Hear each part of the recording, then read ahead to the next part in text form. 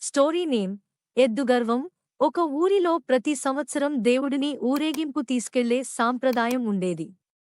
ప్రతి సంవత్సరం ఊళ్ళో వారంతా పండగ చేసుకుని, పూజలు చేసి, ఊరేగింపు కోసం అన్ని వీధులు శుభ్రం చేసి, ముగ్గులతో, తోరణాలతో, పువ్వులతో చాలా అందంగా అలంకరించేవారు.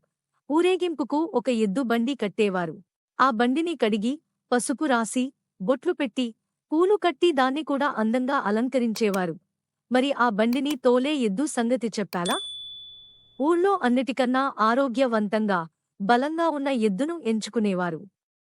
ఆ ఎద్దు చర్మం నిగనిగలాడేలా దానికి స్నానం చేయించి, బొట్లు పెట్టి, గంటలు కట్టి పట్టు వస్త్రాలు వేసేవారు.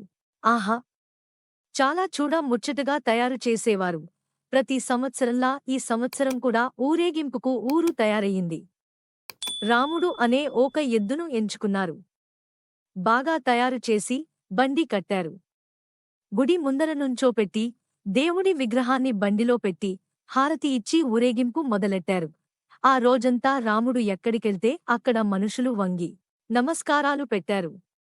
వెర్రి రాముడు ఇదంతా తనకి చేస్తున్న సత్కారం అనుకుని భ్రమపడ్డాడు. రోజంతా చాలా గర్వంగా, పొగరుగా, కొమ్ములు పైకి పెట్టి, ఛాతీ బయటికి పెట్టి నడిచాడు. తనలో తానే మురిసిపోయి, పొంగిపోయాడనుకోండి. ఇక సాయంత్రంతో మళ్లీ ఊరేగింపు గుడికి చేరింది. ఎదురు సన్నాహంతో, బాజా భజంత్రీలతో గ్రామ ప్రజలు తమ దేవుడి విగ్రహాన్ని బండిలోంచి దింపి లోపలి తీలుకుని వెళ్లారు. విగ్రహం బండిలోంచి దిగంగానే ఇంకేముంది? అందరూ రాముడిని మర్చిపోయారు. ఎవరి పనుల్లో వాళ్లు పడిపోయారు. రాముడిపై వేసిన పట్టు వస్త్రాలు తీసేసి మళ్లీ రాముడిని ఎడ్లపాకలో తీసుకుని వెళ్లి అక్కడ వదిలేశారు. ఎవ్వరు దండాలు పెట్టలేదు. అప్పుడు రాముడికి అర్థమయ్యింది.